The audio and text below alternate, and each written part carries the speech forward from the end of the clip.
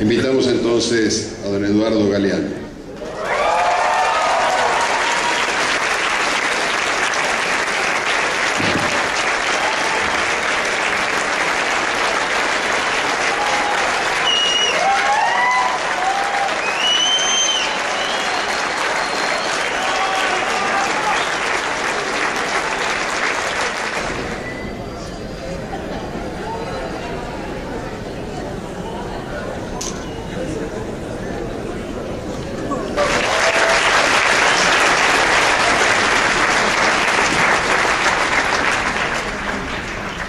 Bueno, no se asusten, porque empezaré diciendo seré breve, pero esta vez es verdad.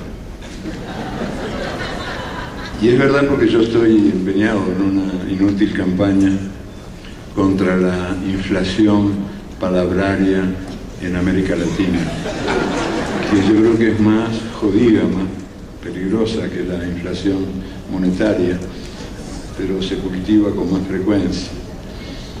Y porque además lo que voy a hacer es leer para ustedes un mosaico de textos breves, previamente publicados en revistas, periódicos, libros, pero no reunidos como ahora en una sola ocasión, reunidos en torno a una pregunta que me ocupa y me preocupa, como estoy seguro a todos ustedes, que es la pregunta siguiente: ¿los derechos de los trabajadores son ahora un tema para arqueólogos?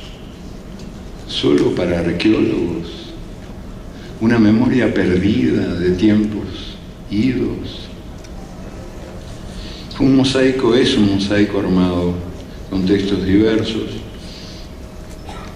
que se refieren todos, sin querer queriendo, yendo y viniendo entre el pasado y el presente, a esta pregunta, más que nunca actualizada: los derechos de los trabajadores, un tema para arqueólogos, más que nunca actualizada en estos tiempos de crisis, en los que más que nunca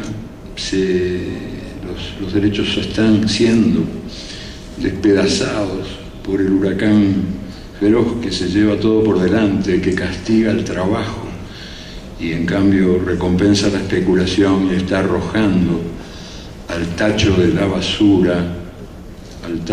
basura más de 2 siglos de conquistas obreras. Voy a leer los textos y cada uno con su titulito.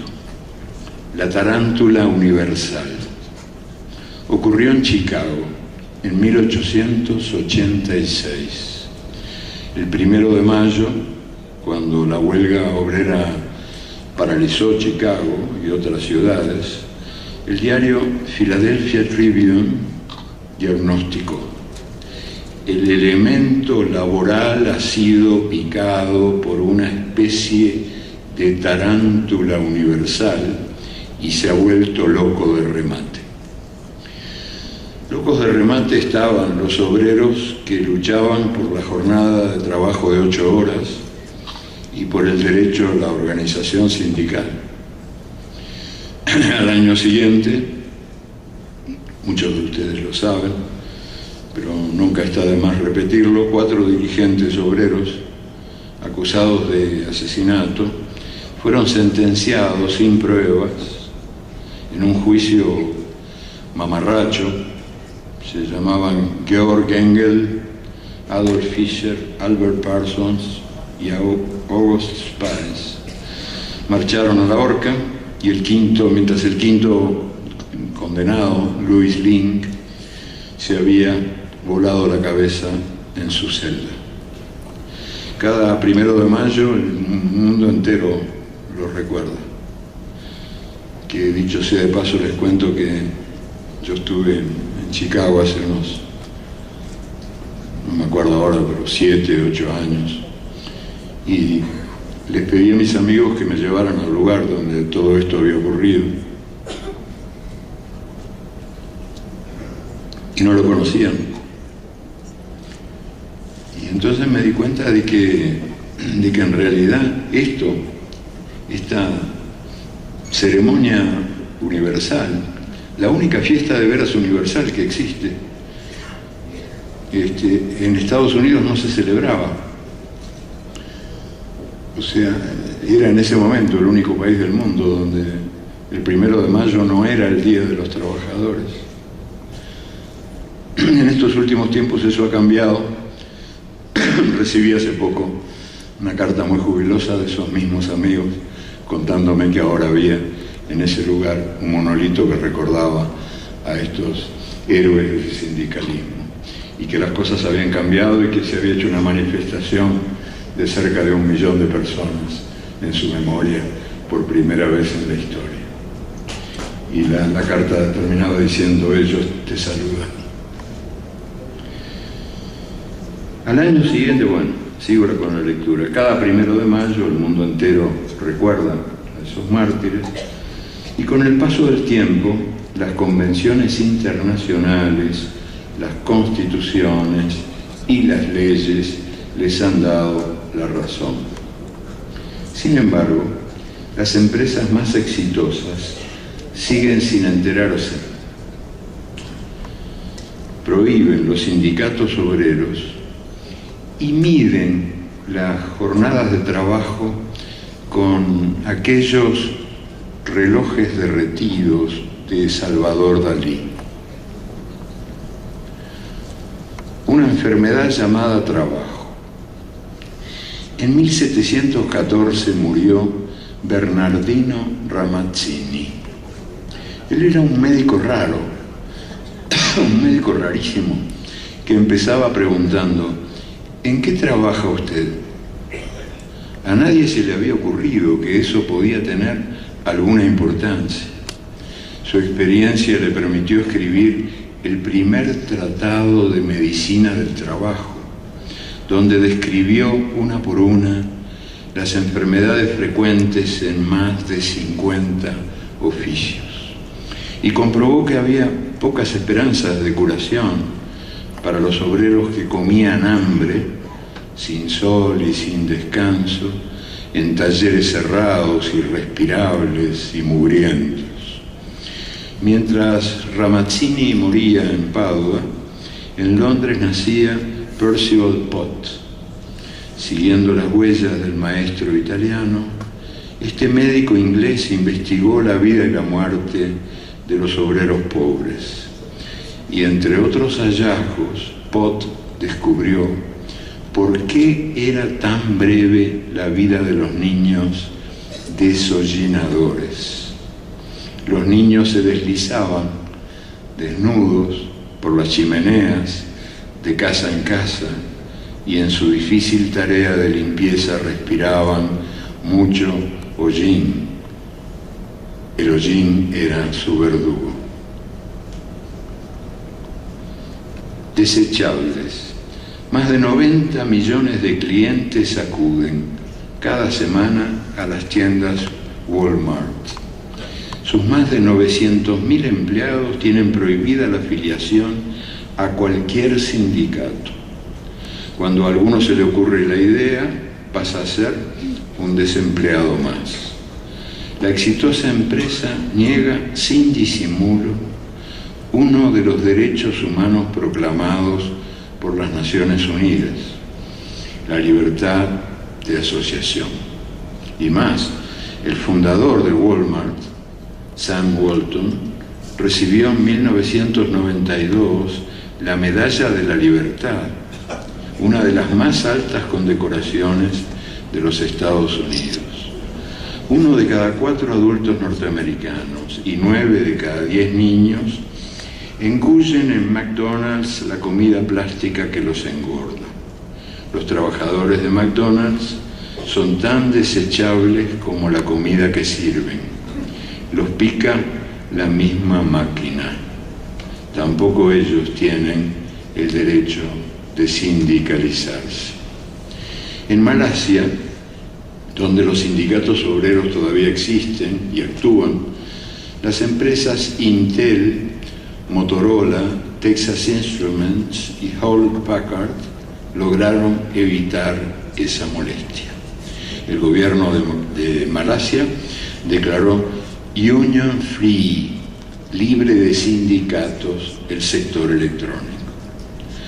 Tampoco tenían ninguna posibilidad de agremiarse las 190 obreras que murieron quemadas vivas en Tailandia en 1993, en el galpón trancado por fuera donde fabricaban los muñecos de Sesame Street. Bart Simpson, la familia Simpson y los Muppets. En sus campañas electorales del año 2000, los candidatos Bush y Gore coincidieron en la necesidad de seguir imponiendo en el mundo el modelo norteamericano de relaciones laborales. Nuestro estilo de trabajo, como ambos lo llamaron, es el que está marcando el paso de la globalización que avanza con botas de 7 leguas y entra hasta en los más remotos rincones del planeta. La tecnología, que ha abolido las distancias, permite ahora que un obrero de Nike o Nike en Indonesia tenga que trabajar 100.000 años para ganar lo que gana en un año, 100.000 años para ganar lo que gana en un año un trabajador de su empresa en los Estados Unidos. Es la continuación de la época colonial, en una escala jamás conocida. Los pobres del mundo siguen cumpliendo su función tradicional. Proporcionan brazos baratos y productos baratos, aunque ahora produzcan muñecos, zapatos deportivos, computadoras o instrumentos de alta tecnología, además de producir, como antes, caucho, arroz, café, azúcar y otras cosas malditas por el mercado mundial. Desde 1919 se han firmado 183 convenios internacionales que regulan las relaciones de trabajo en el mundo. Según la Organización Internacional del Trabajo, de esos 183 acuerdos, Francia ratificó 115, Noruega 106, Alemania 76 y los Estados Unidos 14. El país que encabeza el proceso de globalización solo obedece sus propias órdenes. Así garantiza suficiente impunidad a sus grandes corporaciones, lanzadas a la cacería de mano de obra barata y a la conquista de territorios que las industrias sucias pueden contaminar a su antojo. Paradójicamente, este país que no reconoce más ley que la ley del trabajo, no reconoce más ley que la ley del trabajo fuera de la ley, es el que ahora dice que no habrá más remedio que incluir cláusulas sociales y de protección ambiental en los acuerdos de libre comercio. ¿Qué sería de la realidad, no? ¿Qué sería de ella sin la publicidad que la enmascara? Estas cláusulas son meros impuestos que el vicio paga a la virtud, con cargo al rubro relaciones públicas, pero la sola mención de los derechos obreros pone los pelos de punta a los más fervorosos partidarios, abogados, del salario de hambre, el horario de goma y el despido libre. Desde que Ernesto Zedillo dejó la presidencia de México, pasó a integrar los directorios de la Union Pacific Corporation y del consorcio Procter & Gamble, que opera en 140 países. Además, encabeza una comisión de las Naciones Unidas y difunde sus pensamientos en la revista Forbes. En idioma tecnocratés, se indigna contra lo que llama la imposición de estándares laborales homogéneos en los nuevos acordes comerciales. Traducido, Eso significa, olvidemos de una buena vez toda la legislación internacional que todavía protege más o menos que más, a los trabajadores. El presidente jubilado cobra por predicar la esclavitud, pero el principal director ejecutivo de General Electric lo dice más claro: para competir hay que exprimir los limones. Y no es necesario aclarar que él no trabaja de limón en el reality show del mundo de nuestro tiempo. Ante las denuncias y las protestas, las empresas se lavan las manos y yo no fui. En la industria posmoderna el trabajo ya no está concentrado, así es en todas partes, y no solo en la actividad privada.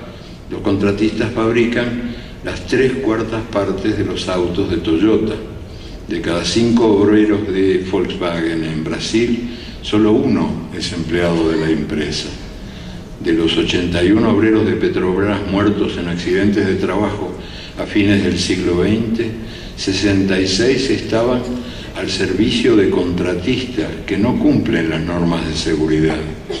A través de 300 empresas contratistas, China produce la mitad de todas las muñecas Barbie para las niñas del mundo.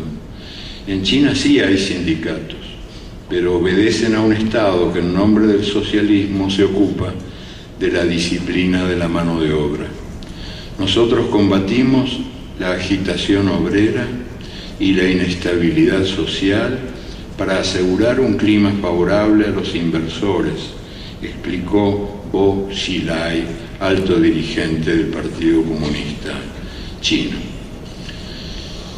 El poder económico está más monopolizado que nunca, pero los países y las personas compiten en lo que pueden. A ver quién ofrece más a cambio de menos, a ver quién trabaja el doble a cambio de la mitad. A la vera del camino están quedando los restos de las conquistas arrancadas por tantos años de dolor y de lucha. Las plantas maquiladoras de México, Centroamérica y el Caribe, que por algo se llaman sweatshops, talleres del sudor, crecen a un ritmo mucho más acelerado que la industria en su conjunto. 8 de cada 10 nuevos empleos en la Argentina están en negro, sin ninguna protección legal. 9 de cada 10 nuevos empleos en toda América Latina corresponden al llamado sector informal, un eufemismo para decir que los trabajadores están librados a la buena de Dios.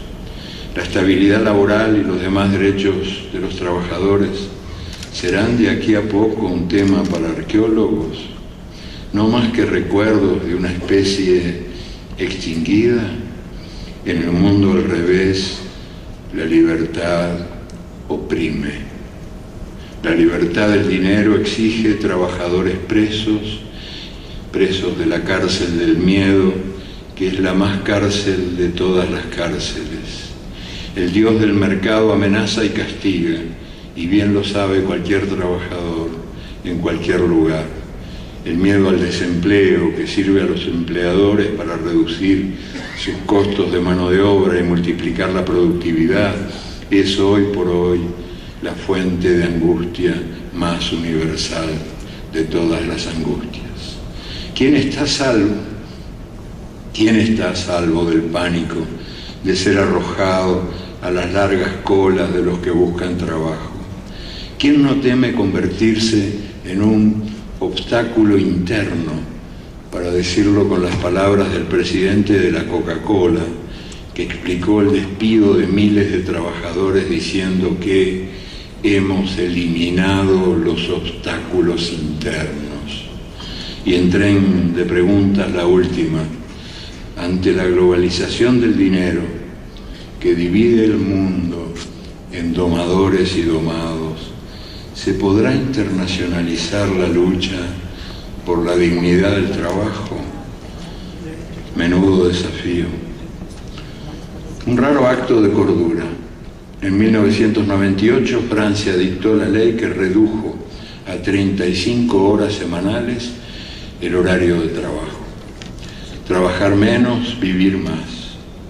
Tomás Moro lo había soñado en su utopía, pero hubo que esperar 5 siglos para que por fin una nación se atreviera a cometer semejante acto de sentido común.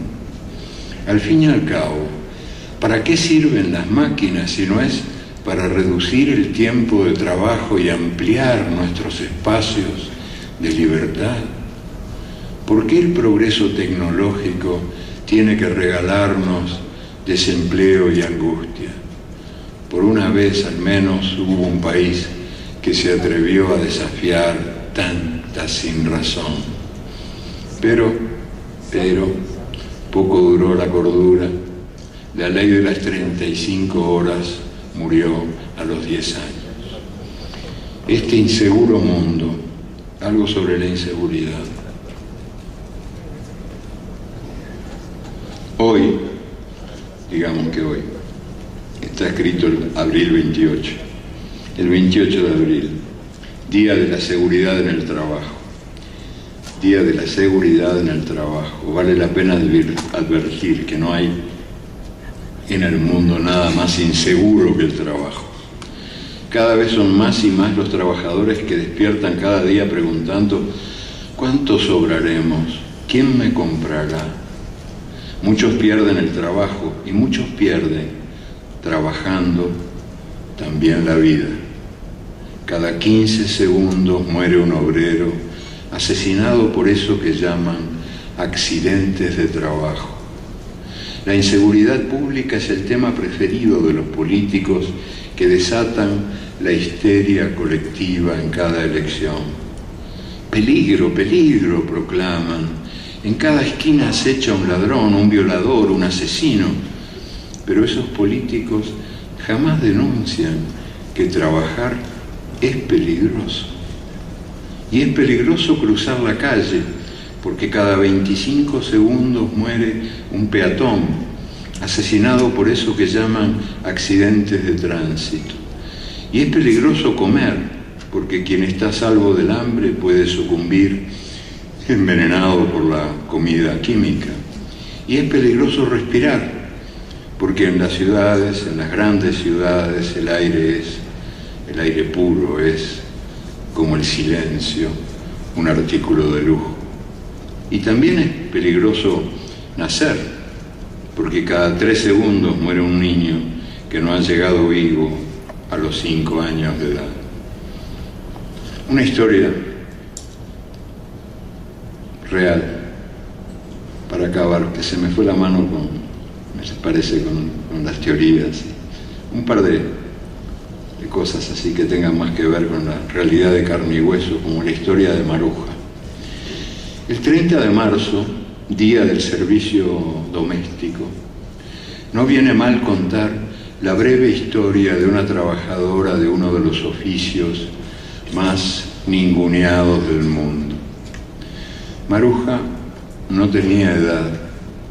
De sus años de antes nada decía. De sus años de después nada esperaba. No era linda, ni fea, ni más o menos. Caminaba arrastrando los pies, empuñando el plumero o la escoba o el cucharón. Despierta, hundía la cabeza entre los hombros.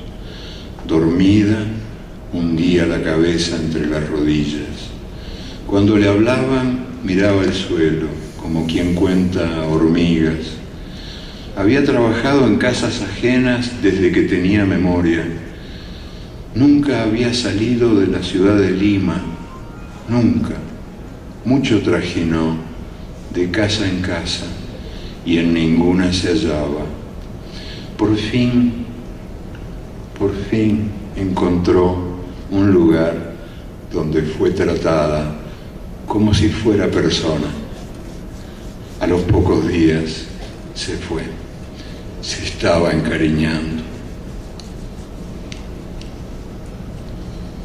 Desaparecidos. Agosto 30, Día de los Desaparecidos. Los muertos sin tumba, las tumbas sin nombre, las mujeres y los hombres que el terror tragó, los bebés que son o han sido botín de guerra, y también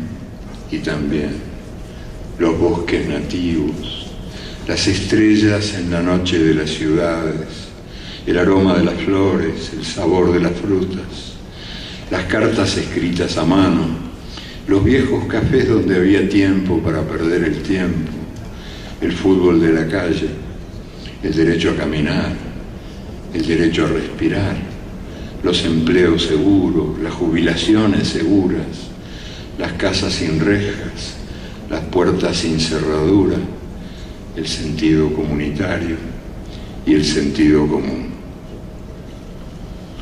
El origen del mundo, para terminar. Hacía pocos años que había terminado la Guerra Española y la cruz y la espada reinaban sobre las ruinas de la República.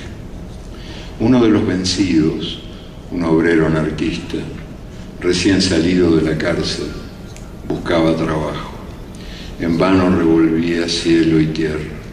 No había trabajo para un rojo. Todos le ponían mala cara, se encogían de hombros, le daban la espalda. Con nadie se entendía, nadie lo escuchaba. El vino era el único amigo que le quedaba.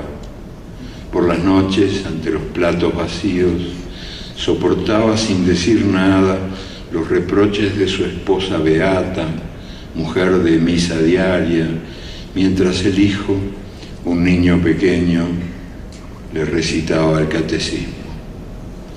Mucho tiempo después, Josep Verdura, el hijo de aquel obrero maldito, me contó esta historia.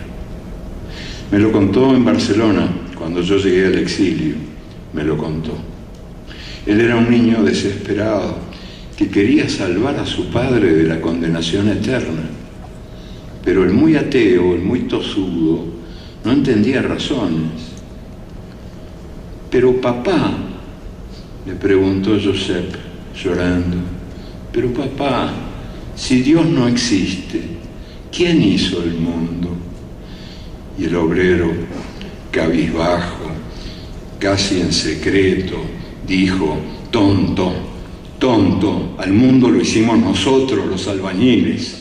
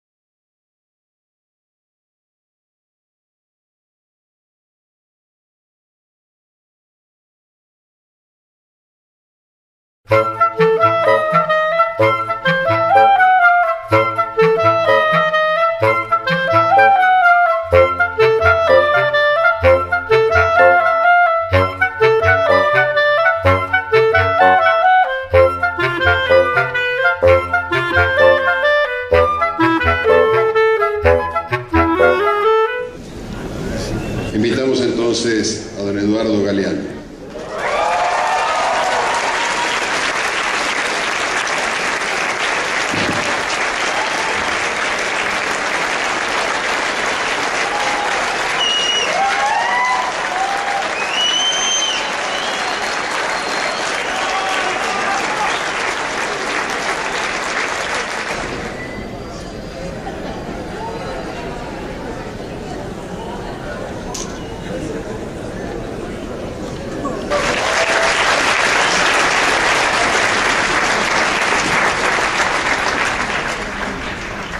Bueno, no se asusten, porque empezaré diciendo seré breve, pero esta vez es verdad.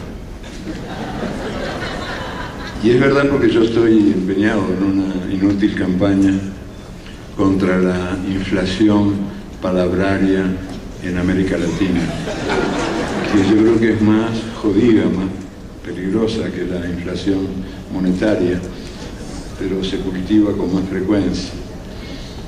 y porque además lo que voy a hacer es leer para ustedes un mosaico de textos breves, previamente publicados en revistas, periódicos, libros, pero no reunidos como ahora en una sola ocasión, reunidos en torno a una pregunta que me ocupa y me preocupa, como estoy seguro muchos de ustedes lo saben, pero nunca está de más repetirlo. 4 dirigentes obreros acusados de asesinato fueron sentenciados sin pruebas en un juicio mamarracho.